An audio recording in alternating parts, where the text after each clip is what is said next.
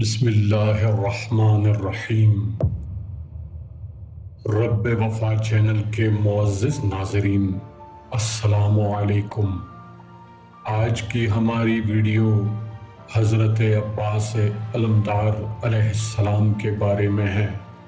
جو لوگ کہتے ہیں کہ حضرت عباس علمدار علیہ السلام سید نہیں تھے، نعوذ باللہ۔ حضرت عباس علمدار نہ کہ سید بلکہ سید بنانے والے ہستی ہیں۔ آج ہم آپ کو ایک ایسا واقعہ سنائیں گے، اس واقعے سے آپ مومنین لطف اندوز ہوں گے۔ آپ مومنین سے گزارش ہے کہ ہماری اس ویڈیو کو لائک اور شیئر ضرور کیجیے گا۔ اگر آپ چاہتے ہیں کہ یہ ویڈیو سب مومنین تک پہنچ جائے تو ضرور لائک اور شیئر کیجیے۔ تو بڑھتے ہیں اپنی ٹاپک کی طرف۔ یہ واقعہ 1940 ہجری کا ہے۔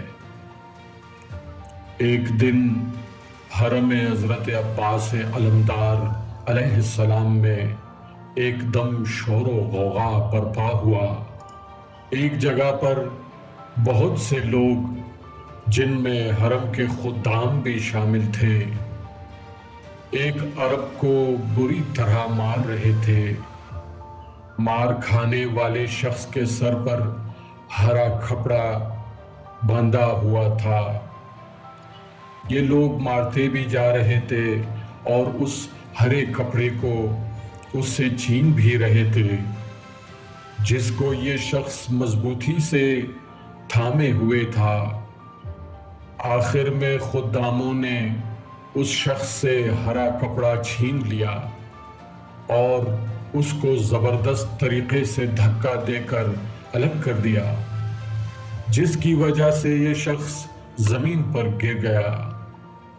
بڑی بے تابی کے ساتھ زمین سے اٹھ کر یہ روضہ حضرت عباس علمدار علیہ السلام کی طرف دوڑا اور حرم میں داخل ہوتے ہی اس نے مرقد اطہر کی جالی سے اپنے سر کو ٹکرا دیا اور زور زور سے روتے ہوئے بلند آواز میں عباس عباس کہتا اور اپنا سر برابر جالی سے مار رہا تھا اور کہہ رہا تھا، اب میری بہت بے عزتی ہو چکی۔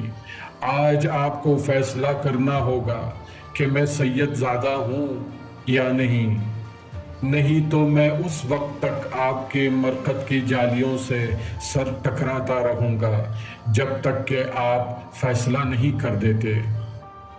اس شخص کو فریاد کرتے ہوئے کچھ دیر گزرا ہوگا کہ اچانک حرم کے اندر ایک نظروں کو چکا چوند کر دینے والی روشنی پیدا ہوئی، جس نے سب کو حیرانی میں ڈال دیا۔